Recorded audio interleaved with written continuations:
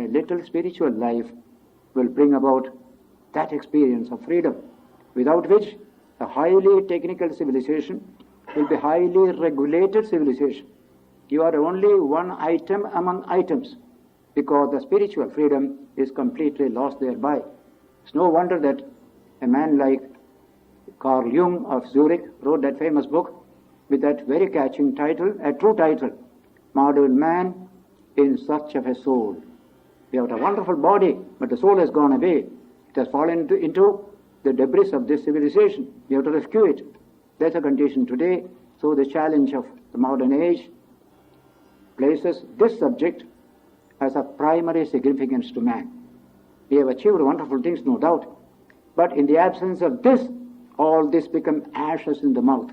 With this, this will shine.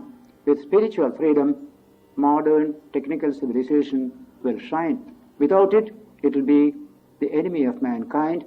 We shall become an object among objects, our subjecthood, or being the self that be completely ignored by this civilization. That's why spiritual life is not something far away, something academic, something we can postpone. We have to do it now itself. This spiritual development of man, in and through the life that we live, the work that we do in this world, that is what Sri Krishna taught in the Gita, the famous yoga of the Gita. In and through your work, you develop your spiritual strength, your spiritual quality. Tremendous resources come to you. Infinite resources come to you. They are hidden within you, and you can see it. Take, for example, as an illustration, whenever we eat food, we feel strong. When we don't eat food, we don't feel strong at all.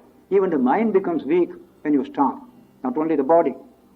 Now, can we equate all human strength, that it is all nothing but transformation of food? It doesn't stand to reason. People who eat heavily, they are not always strong. They are often weak. People who eat very little, often very strong. I don't think Gandhi ate much. Jesus did not eat much. They were full of energy. Their energy was transforming the world itself for centuries together. Where from do they get that energy? Not from the muscle, not from the brain, but from a deeper source. There you can see the real functioning of spiritual energy.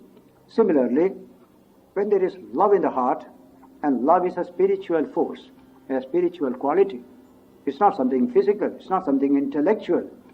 Wherever there is love, you can work hard without feeling tired. A spiritually motivated nurse can wait upon a patient the whole night without feeling tired. But suppose that spiritual motivation is not there, you begin to grumble all the time. Wherever there is spiritual strength, you don't grumble. Grumbling is like creaking of a door. Not enough oiling, therefore it creaks. So all those who grumble, they need a little spiritual oiling. Then there will be no grumbling. So that carrying comes only when you have spiritual strength. Otherwise you will be simply grumbling all through, full of confusion, full of weakness, and somehow like a donkey carrying a heavy load going on, you will be like this. Don't be like that, says Vedanta.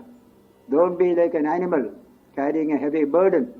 That's not your nature. You are not a creature. You are free. That is the spiritual message of Vedanta. It doesn't speak of salvation. Somebody coming and salvaging you from here. Freedom is your birthright. It is your own true nature. That's why in that famous hymn on Nirvana, that divine perfection of man, Shankaracharya sings, Chidananda Rupa Shivoham Shivoham. I am Shiva, of the nature of pure consciousness and bliss. That's my true nature. That is the nature of man. Today we need to incorporate this message into this highly efficient technical civilization.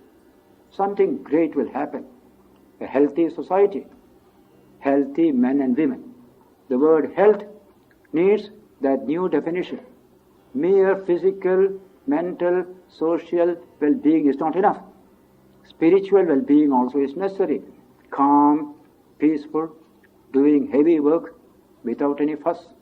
Whenever there is fuss, there is some spiritual weakness. If a person is fussy while working, something is wrong. A fussy machine is wrong. A fussy old motor car is wrong. We want a new type of motor car which doesn't make any noise at all, because there's tremendous energy within. So behind the muscular, behind the intellectual, there's enormous energy. When that starts flowing a little into life, all fuss goes away. Cheerfulness comes. Capacity to love comes. Heavy burdens are carried with a lightness. That is a wonderful idea. Now this is a thing which can be realized by every human being by effort and struggle. As there is a science and technique of physical nature, there is a science and technique of human nature to unravel the mysteries hidden there, to unfold the possibilities hidden there. That is how Vedanta deals with this profound subject of man's spiritual life. Tattvamasi, Tattvamasi is the profound truth. We can tell it to any child.